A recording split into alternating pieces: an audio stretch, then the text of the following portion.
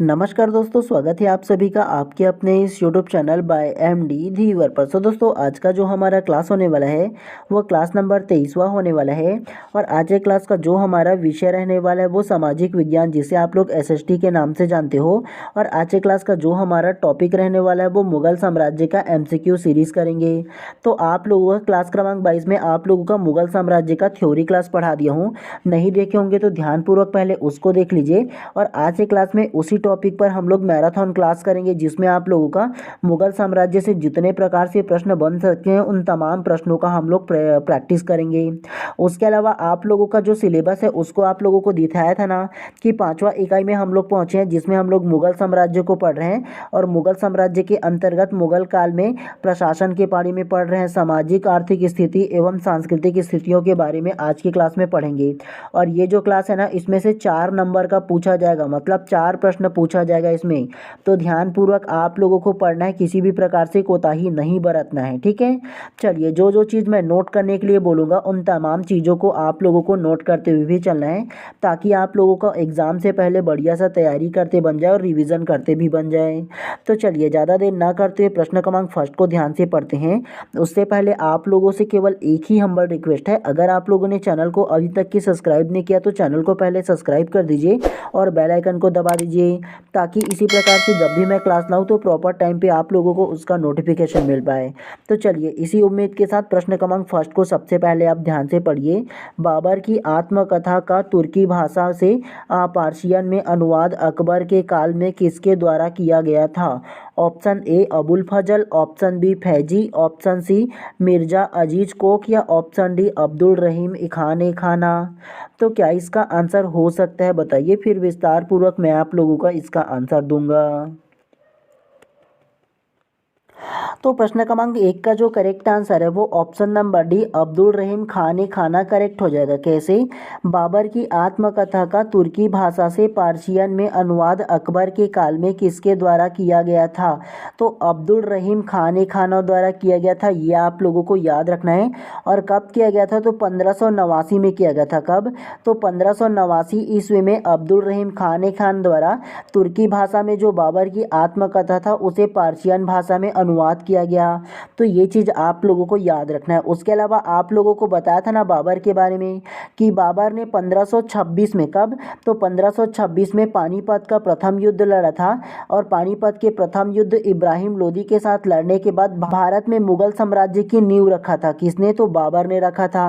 बाबर के बाद कौन आएगा? हुमायूं आएगा। हुमायूं के बाद कौन आएगा? अकबर आएगा। अकबर के बाद कौन आएगा? जहांगीर आएगा। जहांगीर के बाद कौन आएगा? शाहजहां आएगा। और शाहजहां के बाद कौन आएगा? औरंगजेब आएगा। तो ऐसे सिलसिलेवार तरीके से मुगल साम्राज्य को आप लोगों को याद रखना है, ठीक है। 5 से 6 पीढ़ी इन्होंने शासन किया था, ये आप लोगों को याद रखना है। 1526 में क्या किया था? ये जो मुगल साम्राज्य है उसकी स्थापना किया गया था। तो ये सीरीज को आप लोगों को याद रखना है। तो इस प्रकार से प्रश्न क्रमांक 1 का जो करेक्ट आंसर है ना, ऑप्शन नंबर डी जो है वो करेक्ट हो जाएगा। चलिए, नेक्स्ट प्रश्न को पढ़ते हुए चलते हैं, तो ध्यान से पढ़िए। चलिए, प्रश्न क्रमांक दूसरा को ध्यान से पढ़िए। प्रथम पानीपत के युद्ध में बाबर ने किस युद्ध प्रणाली का उपयोग किया था? ऑप्शन ए बारागिरी, ऑप्शन बी चक्रीय प्रणाली, ऑप्शन सी तुगलुमा या ऑप्शन डी गुरिल्ला प्रणाली। तो क्या इसका आंसर हो सकता है? तो प्रश्न क्रमांक 2 का जो करेक्ट आंसर है वो ऑप्शन नंबर सी तुगलुमा करेक्ट हो जाएगा। कैसे? प्रथम पानीपत के युद्ध में बाबर ने किस युद्ध प्रणाली का प्रयोग किया? तो पानीपत का जो प्रथम युद्ध हुआ था वो 1526 में हुआ था। कब? तो वो 1526 में पानीपत का प्रथम युद्ध हुआ था, यह आप लोगों को याद रखना है। बाबर और इब्राहिम लोदी के बीच हुआ था। और बाबर ने क्या किया था? तुगलुमा पद्धति का उपयोग किया था प्रथम पानीपत के युद्ध में। और तुगलुमा पद्धति क्या होता है? आप लोगों को बताया था ना कि बाबर ने अपने जितना भी सेना था तो उन सारे सेना को अलग अलग टुकड़ियों में विभक्त किया था। और अलग अलग टुकड़ियों में विभक्त करने के साथ उन लोगों को क्या कर दिया, इस तरफ से अगर उसके विरोधी सैनिक आ रहे हैं ना तो उसको अलग अलग टुकड़ी में विभक्त करके चारों ओर से घेर करके मारने की पद्धति को क्या कहा जाता है? तुगलुमा पद्धति कहा जाता है। मतलब दुश्मन को जरा सा भी मौका नहीं देना बचने का या संभालने का, चारों तरफ से घेर करके इकट्ठा हमला करना, एक साथ हमला करना, ताकि उन लोगों को ना संभालने का मौका भी ना दिया जाए। तो इस प्रकार की जो पद्धति था उसको क्या कहा जाता था, तुगलुमा पद्धति कहा जाता था। यह आप लोगों को याद रखना है। उसके अलावा तोप खाने को सजाने की भी पद्धति का क्या किया था, प्रयोग किया था पानीपत के प्रथम युद्ध में। किसने किया था, तो बाबर ने किया था। आप लोगों को याद रखना और नोट करके रख लेना तुगलुमा पद्धति के बारे में। तो इस प्रकार से प्रश्न क्रमांक 2 का जो करेक्ट आंसर है ऑप्शन नंबर सी जो है वो करेक्ट हो जाएगा। चलिए नेक्स्ट प्रश्न को पढ़ते हुए चलते हैं। चलिए प्रश्न क्रमांक 3 को ध्यान से पढ़िए। भारत के मुगल शासन बनने पर जहीरुद्दीन मोहम्मद ने खालिस्तान नाम रखा। Option A Babur, option B Humayun, option C Jahangir या ऑप्शन डी बहादुर शाह। तो क्या इसका आंसर हो सकता है।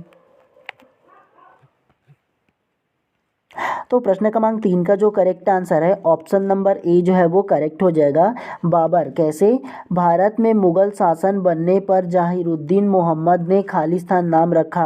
तो भारत में मुगल शासक बनने पर जहीरुद्दीन मोहम्मद, तो जहीरुद्दीन मोहम्मद का जो नाम है वो बाबर है।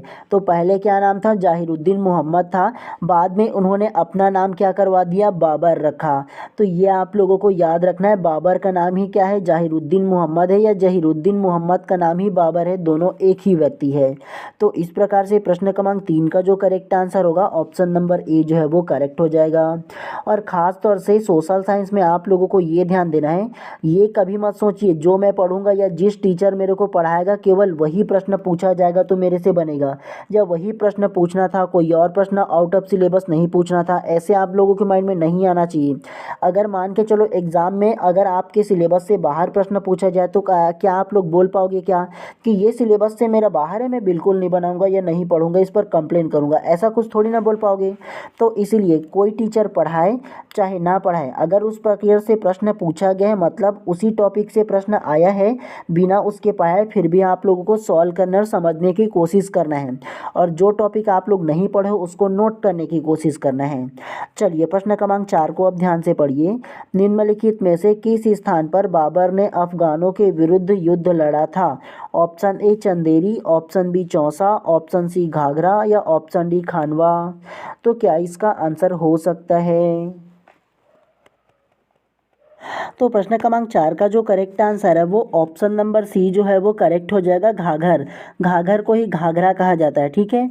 तो घाघरा का जो युद्ध है 1529 में, कब, तो घाघरा का जो युद्ध है वो 1529 में बाबर और अफगानों के विरुद्ध हुआ था, जिसमें आप लोगों को बताया था ना कि घाघरा का जो युद्ध है वो 1529 में होता, जिसमें बाबर और एक तरफ कौन था, बिहार बंगाल की संयुक्त सेना था। तो बिहार बंगाल की जो संयुक्त सेना था वो अफगानों की सेना था।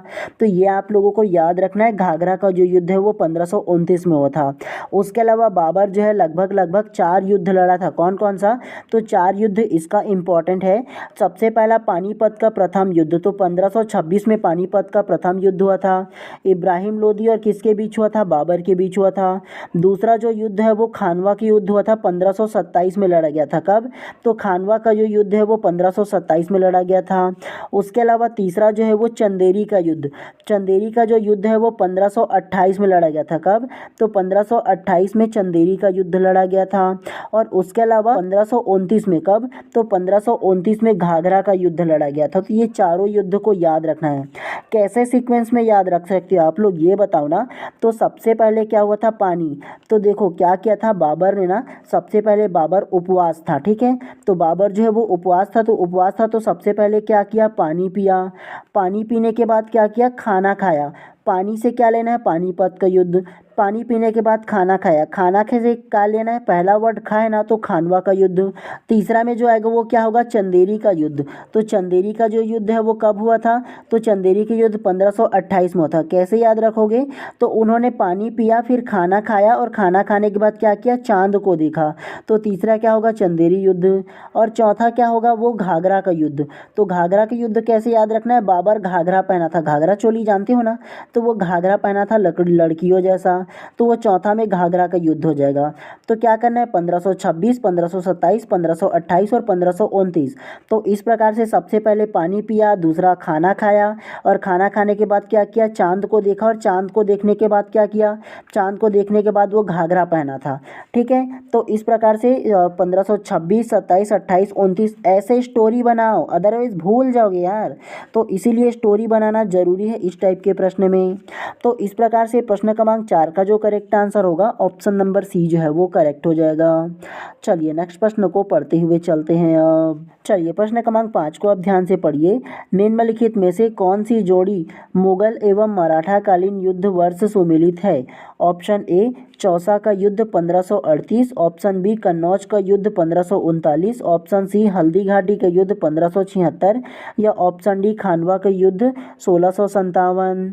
तो क्या इसका आंसर हो सकता है? तो प्रश्न क्रमांक 5 का जो करेक्ट आंसर है वो ऑप्शन नंबर सी हल्दी घाटी का युद्ध 1576 करेक्ट हो जाएगा। कैसे? निम्नलिखित में से कौन सी जोड़ी मुगल एवं मराठा कालीन युद्ध वर्ष की सुमेलित है? तो ये जो सुमेलित है ना मुगल एवं मराठा कालीन युद्ध का, वो हल्दी घाटी का युद्ध है जिसमें 1576 में हुआ था। ठीक है, जिसमें मुगल कालीन और मराठा के बीच युद्ध हुआ था, हल्दी घाटी का युद्ध। तो इस प्रकार से प्रश्न क्रमांक 5 का जो करेक्ट आंसर है ऑप्शन नंबर सी जो है वो करेक्ट हो जाएगा। चलिए अब बाबर के बाद हुमायूं से रिलेटेड जितने भी प्रश्न हैं उसको पढ़ लेते हैं। ठीक है, चलिए प्रश्न क्रमांक फर्स्ट को अब ध्यान से पढ़िए। हुमायूं के शासनकाल में उससे जो प्रश्न बनेंगे उनको, निम्नलिखित में से किसने पूर्वी बंगाल से लेकर पेशवा तक सड़क ए आजम कहलाई जाने वाली सड़क बनवाया? Option A Akbar, option B Jahangir, option C Islam Shah या ऑप्शन डी शेर शाह। तो क्या इसका आंसर हो सकता है? तो प्रश्न क्रमांक 1 का जो करेक्ट आंसर है वो option number D Sher Shah correct हो जाएगा। कैसे? निम्नलिखित में से किसने पूर्वी बंगाल से लेकर पेशवा तक सड़क ए आजम कहलाई जाने वाली सड़क बनाया? आप लोगों को मैंने क्लास क्रमांक 22वां में बताया था ना कि ग्रांड ट्रंक रोड, क्या तो ग्रांड ट्रंक रोड किसने बनवाया था? तो वो शेर शाह सूरी ने बनवाया था, बोला था ना आप लोगों को। जिसका एक और अन्य नाम क्या था? सड़क ए आजम। क्या तो सड़क ए आजम जो है वो किसने बनवाया था? तो शेर शाह सूरी ने बनवाया था, जिसे ग्रांड ट्रंक रोड के नाम से भी जाना जाता है। तो इन दोनों नाम को याद रखना है, जो पूर्वी बंगाल से लेकर की पेशवा तक के सड़क ए आजम कहलाता था। ठीक है, तो इस प्रकार से प्रश्न क्रमांक 1 का जो करेक्ट आंसर होगा ऑप्शन नंबर डी जो है वो करेक्ट हो जाएगा। चलिए नेक्स्ट प्रश्न को पढ़ते हैं, तो ध्यान से इसको भी पढ़िए। चलिए प्रश्न क्रमांक दूसरा को पढ़िए। निम्नलिखित में से किस युद्ध में शेर शाह ने हुमायूं को पराजित किया तथा भारत में द्वितीय अफगान साम्राज्य की स्थापना की? ऑप्शन ए चंदेरी का युद्ध, ऑप्शन बी सामूगढ़ का युद्ध, ऑप्शन सी चुनार का युद्ध या ऑप्शन डी कन्नौज का युद्ध। तो क्या इसका आंसर होगा बताइए? इसको भी हम लोगों ने पढ़ा है। तो प्रश्न क्रमांक दूसरा का जो करेक्ट आंसर होगा वो ऑप्शन नंबर डी कन्नौज का युद्ध करेक्ट हो जाएगा।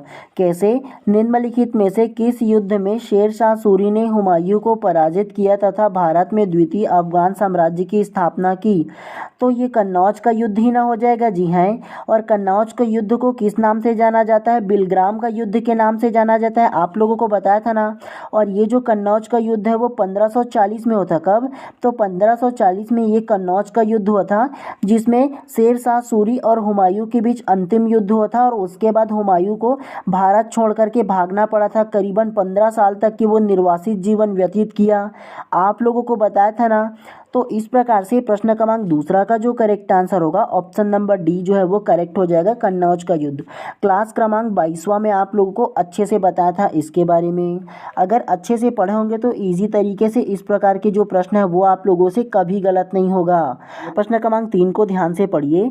निम्नलिखित में से किसके बीच चौसा का युद्ध लड़ा गया?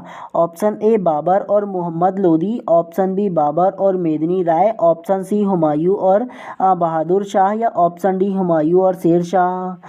तो क्या इसका आंसर हो सकता है? तो प्रश्न क्रमांक तीसरा का जो करेक्ट आंसर है वो ऑप्शन नंबर डी हुमायूं और शेर शाह करेक्ट हो जाएगा। कैसे? निम्नलिखित में से किसके बीच चौसा का युद्ध लड़ा गया? तो चौसा का जो युद्ध है वो हुमायूं और शेर शाह के बीच लड़ा गया। यह आप लोगों को मैंने अपने पिछले क्लास में आप लोगों को बताया था। चौसा का जो युद्ध है वो 1539 में लड़ा गया। कब? तो 1539 में चौसा का युद्ध लड़ा गया हुमायूं और शेर शाह के बीच। तो यह आप लोगों को याद रखना है इसके बारे में। तो इस प्रकार से प्रश्न क्रमांक 3 का जो करेक्ट आंसर होगा ना, ऑप्शन नंबर डी जो है वो करेक्ट हो जाएगा, जिसमें किसके विजय हुआ था, तो शेरशाह का विजय हुआ था। ठीक है, तो इस प्रकार से आप लोगों को याद रखना है। चलिए नेक्स्ट प्रश्न को पढ़ते हुए चलते हैं इसी प्रकार से। चलिए प्रश्न क्रमांक 4 को ध्यान से पढ़िए।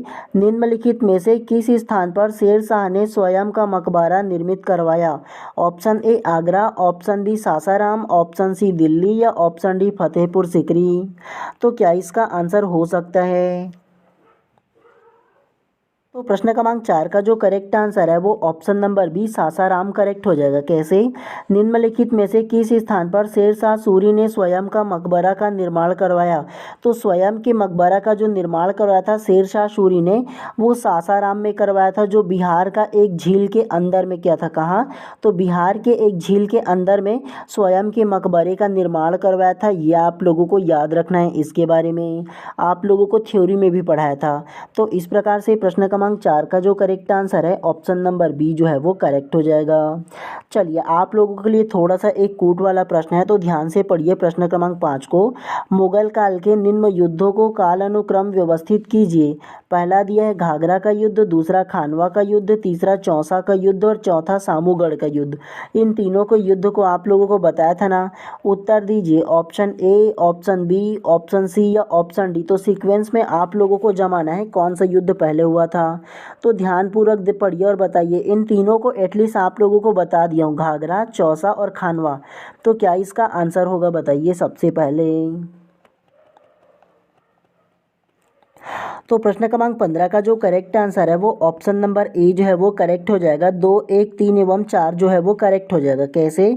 मुगल काल में निम्न युद्धों को कालानुक्रम व्यवस्थित कीजिए, मतलब काल के अनुसार सीक्वेंस बाई जमाना था। तो सबसे पहला आएगा वो दूसरा हो जाएगा खानवा का युद्ध। तो खानवा का युद्ध कब हुआ था? आप लोगों को बताया था ना कि सबसे पहले बाबर ने क्या किया था, पानी पिया था। और पानीपत का युद्ध कब हुआ था? 1526 में हुआ था। उसके बाद पानी पीने के बाद क्या किया था? खाना खाया था। तो खाना खाया मतलब खानवा का युद्ध। तो खानवा का युद्ध कब हुआ था? तो 26 के बाद 27 आता है ना, तो 1527 में हुआ था इसका जो युद्ध है वो। तो खानवा का युद्ध कब हुआ था? 1527 में। उसके बाद घाघरा का युद्ध, तो आप लोगों को बताया ना, सबसे पहले बाबर ने पानी पिया, फिर खाना खाया, उसके बाद चांद को देखा और चांद देखने के बाद क्या किया था? घाघरा पहना था। तो 1526, 27, 28 और 29। तो घाघरा का युद्ध कब हुआ था? तो 1529 में हुआ था। कब? तो 1529 में घाघरा का युद्ध हुआ था।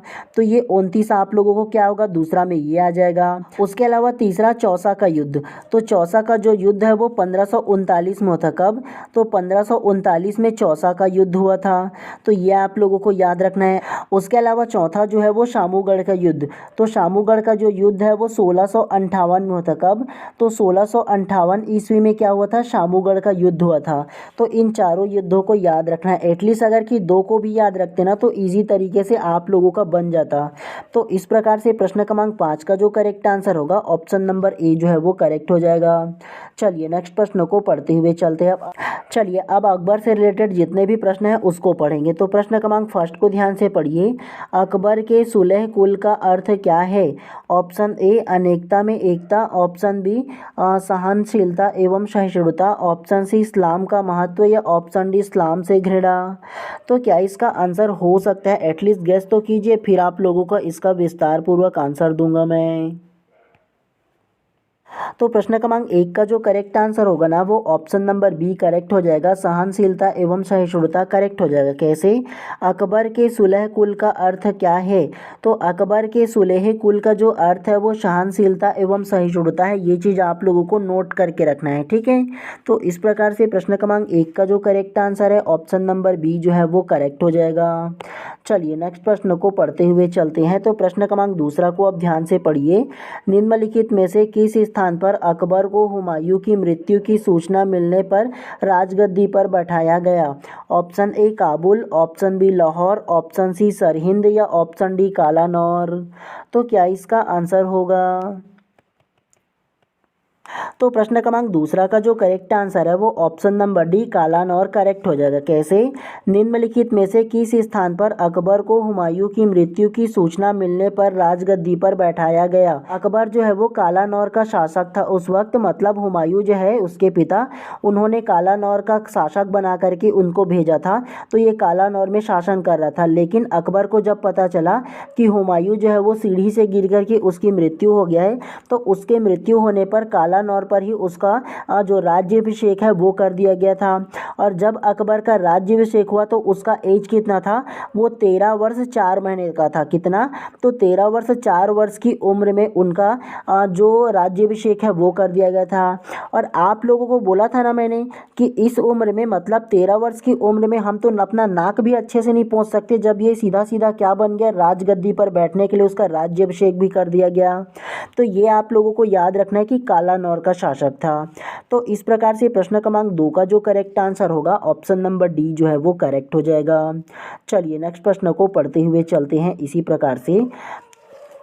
चलिए प्रश्न क्रमांक 3 को ध्यान से पढ़िए। अता अली खां किसका नाम था? Option A Abul Fazal, option B Abul Faizi, option C Todarmal या ऑप्शन डी इनमें से कोई नहीं। तो क्या इसका आंसर हो सकता है? तो प्रश्न क्रमांक 3 का जो करेक्ट आंसर है वो ऑप्शन नंबर डी इनमें से कोई नहीं करेक्ट हो जाएगा। कैसे? अता अली खां किसका नाम था? तो अता अली खां जो नाम था वो इनमें से कोई नहीं हो जाएगा। क्यों? क्योंकि अता अली खां जिसका नाम था वो तानसेन था। तानसेन जो है वो अकबर के 9 रत्न में से एक रत्न है, जिन्होंने महान संगीतज्ञ के नाम से जानते हैं ना, जो महान संगीतज्ञ था। ठीक है, तो वो अता अली खां या तानसेन था। आप लोगों को बताया था ना इस प्रकार से जो आता है ना, अलग अलग जो नाटक था अकबर बीरबल में तानसेन, तो ऐसे आप लोगों को याद रखना है कि उसका अता अली खां नाम था। ठीक है, और वो महान संगीतज्ञ था। तो इस प्रकार से प्रश्न क्रमांक 3 का जो करेक्ट आंसर है ऑप्शन नंबर डी इनमें से कोई नहीं करेक्ट हो जाएगा और तानसेन का नाम था। ठीक है, चलिए नेक्स्ट प्रश्न को पढ़ते हुए चलते हैं इसी प्रकार से। चलिए प्रश्न क्रमांक 4 को अब ध्यान से पढ़िए। अकबर ने दीन ए इलाही किस वर्ष में प्रारंभ किया? Option A 1570, option B 1578, option C 1581 या ऑप्शन डी 1582। तो क्या इसका आंसर होगा? तो प्रश्न क्रमांक 4 का जो करेक्ट आंसर है वो ऑप्शन नंबर डी 1582 करेक्ट हो जाएगा। कैसे? अकबर ने दीन ए इलाही किस वर्ष में प्रारंभ की? तो अकबर ने दीन ए इलाही का जो प्रारंभ है वो 1582 में किया था। लेकिन आप लोगों को थ्योरी में पढ़ाया था ना कि अकबर ने दीन ए इलाही का जो घोषणा है वो कब किया था? तो घोषणा जो किया था 1581 को किया था, लेकिन सबसे पहले प्रारंभ जो है वो 1582 को किया था। अब आप लोगों के मन में ये सवाल आ सकता है कि दीन ए इलाही क्या है? तो दीन ए इलाही एक प्रकार से धर्म बोल सकते हो, जिसमें अलग अलग जो धर्म है ना, जैसे हिंदू धर्म और पारसी धर्म, जैन धर्म, बौद्ध धर्म, तो इस प्रकार से अलग अलग जो धर्म थे ना, तो उनकी तमाम जो अच्छाइयाँ था उसको समावेश करके एक दो धर्म चलाया, उसे क्या कहते हैं? दीन ए इलाही के नाम से जानते हैं। ठीक है, जिसमें तमाम जो अलग अलग धर्म है उन धर्मों की अच्छे जो बातें हैं, अच्छी जो ज्ञान है उसको समाहित किया गया। तो इस प्रकार से प्रश्न क्रमांक 4 का जो करेक्ट आंसर है ऑप्शन नंबर डी जो है वो करेक्ट हो जाएगा। चलिए प्रश्न क्रमांक 5 को ध्यान से पढ़िए। अकबर के दरबार में प्रमुख चित्रकार का नाम था? Option A Basawan, option B Ustad Samad, option C Mansur खां या ऑप्शन डी अबुल हसन। तो क्या इसका आंसर होगा? तो प्रश्न क्रमांक 5 का जो करेक्ट आंसर है वो option number B Ustad Samad correct हो जाएगा। कैसे? अकबर के दरबार में प्रमुख चित्रकार का नाम था? तो अकबर के दरबार में जो प्रमुख चित्रकार का नाम था वो उस्ताद समद था। ये आप लोगों को नोट करके रखना है। ठीक है, तो इस प्रकार से प्रश्न क्रमांक 5 का जो करेक्ट आंसर होगा ना ऑप्शन नंबर बी जो है वो करेक्ट हो जाएगा। चलिए अब जहांगीर से रिलेटेड कुछ प्रश्न है उसको भी पढ़ते हुए चलते हैं। तो सबसे फर्स्ट को ध्यान से पढ़िए।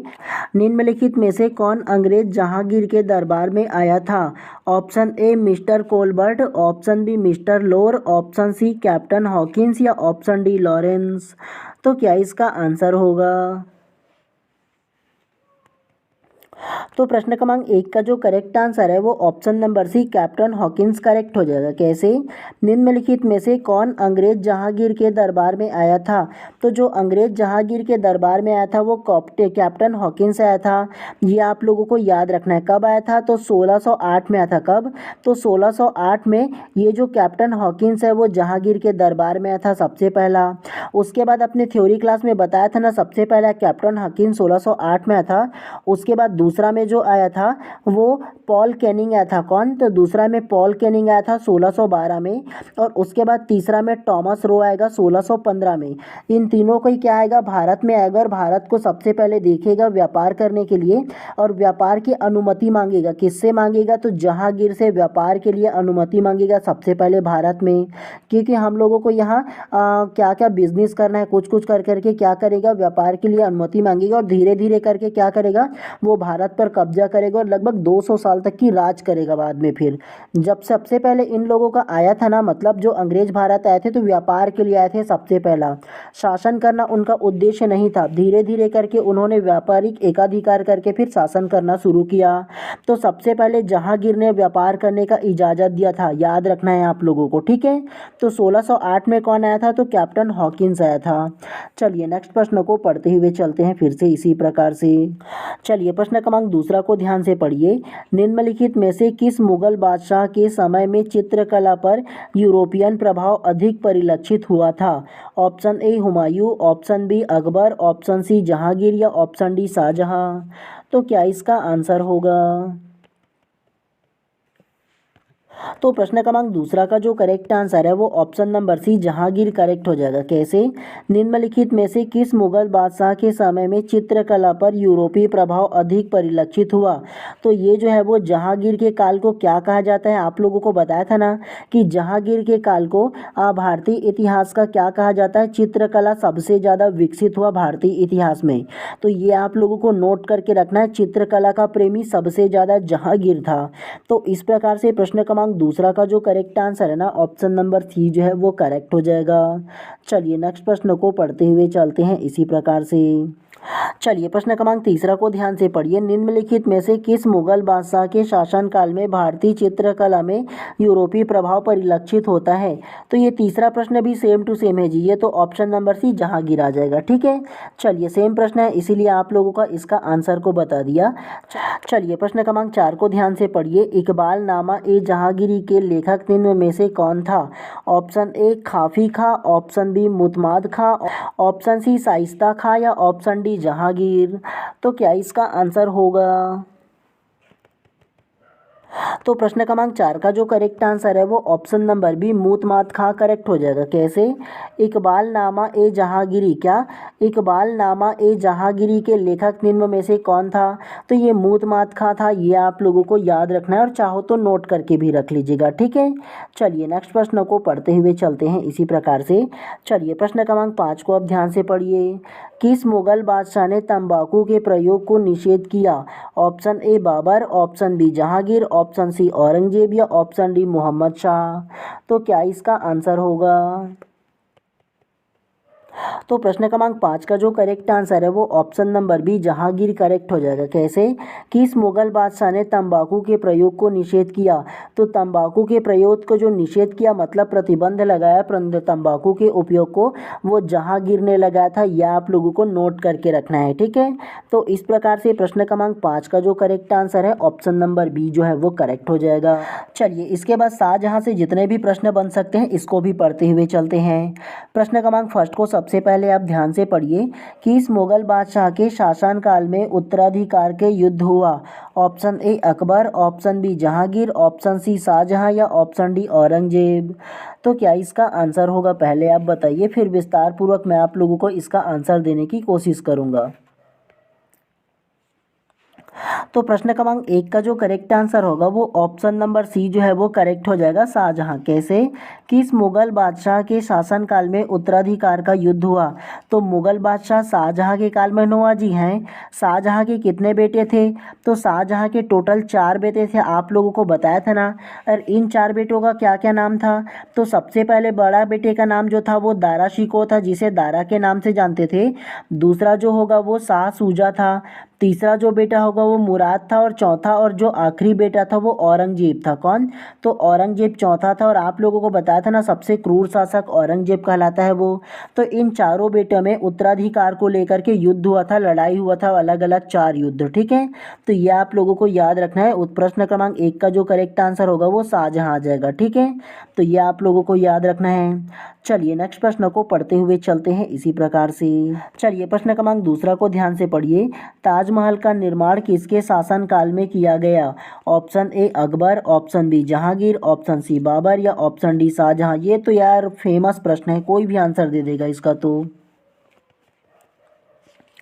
तो प्रश्न क्रमांक 2 का जो करेक्ट आंसर होगा वो option number D Shah Jahan correct हो जाएगा। कैसे? ताजमहल का निर्माण किसके शासनकाल में किया गया? तो ताजमहल का जो निर्माण है वो शाहजहां ने करवाया था ना जी, अपनी बेगम मुमताज की याद में। तो ये तो इजी होगा, प्यार की अमर निशानी जो लोग बोलते हैं ना, ऐसा वाला।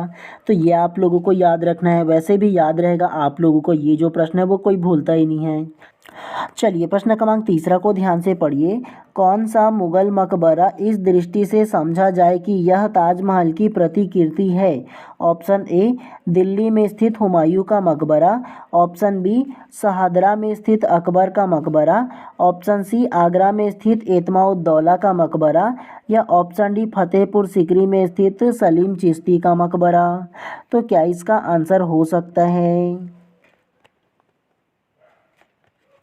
तो प्रश्न क्रमांक 3 का जो करेक्ट आंसर है वो ऑप्शन नंबर सी जो है वो करेक्ट हो जाएगा।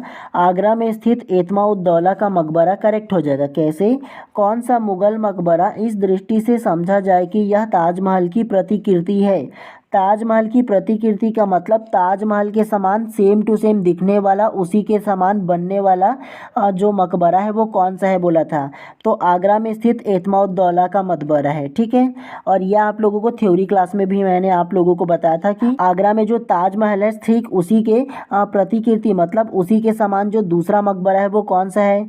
तो आगरा में ही स्थित एतमाउद्दौला का मकबरा है। ठीक है, तो इस प्रकार से प्रश्न क्रमांक 3 का जो करेक्ट आंसर है ऑप्शन नंबर सी जो है वो करेक्ट हो जाएगा। चलिए नेक्स्ट प्रश्न को पढ़ते हैं। प्रश्न क्रमांक 4 को ध्यान से पढ़िए। शाहजहां के द्वारा निम्नलिखित में से किसका निर्माण नहीं किया गया? Option A Lal Qila Delhi, option B Jama Masjid Delhi, option C आगरे का किला आगरा या ऑप्शन डी ताजमहल आगरा। तो क्या इसका आंसर होगा? तो प्रश्न क्रमांक 4 का जो करेक्ट आंसर है वो ऑप्शन नंबर सी आगरे का किला आगरा करेक्ट हो जाएगा। कैसे? शाहजहां द्वारा निम्नलिखित में से किसका निर्माण नहीं किया गया? तो शाहजहां ने जो निर्माण नहीं किया वो आगरे का किला जो है उसका निर्माण नहीं किया। और ये जो आगरे का किला जो आगरा में है वो अकबर ने निर्माण करवाया था 1565 में। कब? तो 1565 में अकबर ने इसका निर्माण शुरू करवाया था। तो ये आप लोगों को याद रखना है। उसके अलावा लाल किला दिल्ली, जामा मस्जिद दिल्ली, ताजमहल आगरा, इन तीनों का निर्माण जो है वो शाहजहां ने करवाया था। तो इसे भी आप लोगों को याद रखना है। चलिए उसके बाद अंतिम रूप से औरंगजेब से रिलेटेड जितने भी प्रश्न बन सकते हैं उसको पढ़ते हुए चलते हैं। सबसे पहला प्रश्न को ध्यान से पढ़िए। निम्नलिखित में से कौन सी इमारत औरंगजेब के शासनकाल में निर्मित नहीं हुई? ऑप्शन ए दिल्ली का लाल किले में मोती मस्जिद, ऑप्शन बी आगरा के लाल किले में मोती मस्जिद, ऑप्शन सी लाहौर में बादशाही मस्जिद या ऑप्शन डी औरंगाबाद में बीबी का मकबरा। तो क्या इसका आंसर हो सकता है बताइए सबसे पहले। तो प्रश्न क्रमांक 1 का जो करेक्ट आंसर है ना वो ऑप्शन नंबर बी आगरे के किले में मोती मस्जिद करेक्ट हो जाएगा। कैसे? निम्नलिखित में से कौन सी इमारत औरंगजेब के शासनकाल में नहीं निर्मित हुआ? तो औरंगजेब के जो शासनकाल में निर्मित नहीं हुआ था वो आगरे किले की मोती मस्जिद जो है ना उसका निर्माण औरंगजेब के काल में नहीं हुआ था। ये आप लोगों को याद रखना है। उसके अलावा दिल्ली के लाल किला किसके काल में हुआ था? तो औरंगजेब के काल में हुआ था। लाहौर के बादशाही मस्जिद का भी निर्माण हुआ था और औरंगाबाद में बीबी का मकबरा भी हुआ था। ठीक है, इसके काल में। तो ये चीज़ आप लोगों को याद रखना है। चलिए नेक्स्ट प्रश्न को पढ़ते हुए चलते हैं इसी प्रकार से। चलिए प्रश्न क्रमांक दूसरा को ध्यान से पढ़िए। दक्षिण भारत में किस शासक ने ताजमहल की प्रतिकृति बनवाया था? Option A Shah Jahan, option B Aurangzeb, option C Jahangir या ऑप्शन डी फारूक सियाह। तो क्या इसका आंसर होगा? तो प्रश्न क्रमांक दूसरा का जो करेक्ट आंसर है ना वो option number B Aurangzeb correct हो जाएगा। कैसे? दक्षिण भारत में किस शासन ने ताजमहल की प्रतिकृति बनाया था? तो ताजमहल की जो प्रतिकृति बनवाया था वो औरंगजेब बनवाया था। आप लोगों को बताया था ना एतमाउद्दौला का मकबरा करके, तो वो भी क्या था? तो उसी की प्रतिकृति था ना जी। हैं तो इस प्रकार से प्रश्न क्रमांक दूसरा का जो करेक्ट आंसर होगा option number B Aurangzeb correct हो जाएगा। चलिए नेक्स्ट प्रश्न को पढ़ते हुए चलते हैं इसी प्रकार से। चलिए प्रश्न क्रमांक तीसरा को ध्यान से पढ़िए। उद्धव बैरागी विद्रोह निम्नलिखित में से किसकी नीतियों के विद्रोह था? विद्रोह विरुद्ध में। चलिए प्रश्न क्रमांक तीसरा को ध्यान से पढ़िए। उद्धव बैरागी विद्रोह निम्नलिखित में से किसकी नीतियों के विरुद्ध था? Option A Akbar, option B Jahangir, option C Shah Jahan या ऑप्शन डी औरंगजेब। तो क्या इसका आंसर हो सकता है? तो प्रश्न क्रमांक 3 का जो करेक्ट आंसर है ना वो ऑप्शन नंबर डी करेक्ट हो जाएगा औरंगजेब। कैसे? उद्धव बैरागी विद्रोह निम्नलिखित में से किसकी नीतियों का विरुद्ध था? तो ये औरंगजेब की नीतियों के विरुद्ध था, ये आप लोगों को याद रखना है केवल। ठीक है, चलिए उसके बाद ना मुगल कालीन थोड़ा सा प्रशासनिक उसका जो कुछ प्रश्न है उसको भी पढ़ लेते हैं। मतलब मुगल काल के प्रशासन काल में किस प्रकार से प्रश्न बन सकता है इसको भी पढ़ लेते हैं। तो ध्यान से पढ़िएगा, प्रश्न क्रमांक 1 को ध्यान से पढ़िए। मुगल काल में फौजदार निम्नलिखित में से किस इकाई के प्रशासन के प्रमुख होता था? Option A pargana, option B sarkar, option C suba या ऑप्शन डी थाना। तो क्या इसका आंसर होगा? पहले आप बताइए। और अगर आप लोगों को बोर लग रहा हो ना तो एक बात ध्यान रखिए, जब मेरे को पढ़ाने में आप लोगों को बोर नहीं लग रहा है तो आप लोगों को पढ़ने में भी नहीं लगना चाहिए। और आपके एग्ज़ाम को मुश्किल से अभी कितना दिन बचा है? 30 दिन बचा है। 30 दिन से अब कम नहीं बचा हुआ है। ठीक है, धीरे धीरे कम होते जाए, जनवरी माह लग चुका है। तो ध्यान से पढ़िए, जितना पढ़ोगे उतना बेहतर होगा। और अभी एक चीज़ आप लोगों को बताऊँ ना कि ये जो अभी आप लोगों का जो क्लास चल रहा है ना वो अभी रात के 1:37 हुआ है। एक्चुअल आप लोगों को बताऊँ तो स्क्रीन को भी थोड़ा सा नीचे करके दिखा देता हूँ, ये आप देखना चाहो तो यहाँ पास होगा। देखिए 1:37 हो रहा है जब आप लोगों का क्लास को मैं रिकॉर्ड कर रहा हूँ। तो जब मैं पढ़ाने में आप लोगों को किसी भी प्रकार की कोताही नहीं बरत रहा हूँ, इतना मेहनत कर रहा हूँ, तो आपको भी पढ़ना चाहिए इतना ज़्यादा पढ़ने के लिए। ठीक है, तो चलिए बताइए सबसे पहले क्या इसका आंसर होगा, फिर विस्तार पूर्वक मैं आप लोगों का इसका आंसर दूंगा। तो प्रश्न क्रमांक 1 का जो करेक्ट आंसर है ना वो ऑप्शन नंबर बी सरकार करेक्ट हो जाएगा। कैसे? मुगल काल में फौजदार निम्नलिखित में से किस इकाई के प्रशासन के प्रमुख होता था? तो वो सरकार की जो इकाई के प्रमुख है ना उसको फौजदार के नाम से जाना जाता है। इसे आप लोगों को नोट करके रखना है। ठीक है, क्योंकि ऐसे प्रश्न ही पूछा जाता है। तो फौजदार करके सरकार करके डैश करके लिख लेना आप लोग। ठीक है, जो सरकार की प्रमुख होता था ये जो फौजदार है वो। चलिए नेक्स्ट प्रश्न को पढ़ते हुए चलते हैं इसी प्रकार से।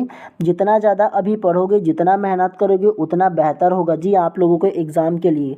और अगर क्वालिफाई नहीं करोगे तो फिर आगे वाले जो आने वाले शिक्षक भर्ती एग्ज़ाम में कैसे बैठ पाओगे आप लोग, तो ज़्यादा ज़रूरी है। चलिए प्रश्न क्रमांक दूसरा को अब ध्यान से पढ़िए। निम्नलिखित में से कौन सी मुगल काल में भूमि कर निर्धारण की सबसे महत्वपूर्ण प्रक्रिया थी? ऑप्शन ए गल्लाबख्शी, ऑप्शन बी जब्ती, ऑप्शन सी कानकूत या ऑप्शन डी इजारा। तो क्या इसका आंसर होगा पहले आप बताइए। तो प्रश्न क्रमांक 2 का जो करेक्ट आंसर है ना वो ऑप्शन नंबर बी जब्ती करेक्ट हो जाएगा। कैसे? निम्नलिखित में से कौन सी मुगल काल में भूमि कर निर्धारण की सबसे महत्वपूर्ण प्रक्रिया थी? तो मुगल काल में भूमि कर निर्धारण की जो प्रक्रिया थी वो जब्ती कहलाता था, महत्वपूर्ण प्रक्रिया में से एक था। ठीक है, तो ये आप लोगों को नोट करके रख लेना है, भूमि कर निर्धारण की सबसे महत्वपूर्ण प्रक्रिया जब्ती कहलाता था। चलिए नेक्स्ट प्रश्न को पढ़ते हुए चलते हैं इसी प्रकार से। चलिए प्रश्न क्रमांक तीसरा को ध्यान से पढ़िए। कौन सा पद मुगलों के केंद्रीय प्रशासन में सबसे महत्वपूर्ण होता था? तो ये आप लोगों को याद रखना है इसके बारे में। चलिए नेक्स्ट प्रश्न को पढ़ते हुए चलते हैं। तो प्रश्न क्रमांक 4 को अब ध्यान से पढ़िए। मुगल साम्राज्य में मुस्तौफी किसे कहा जाता था?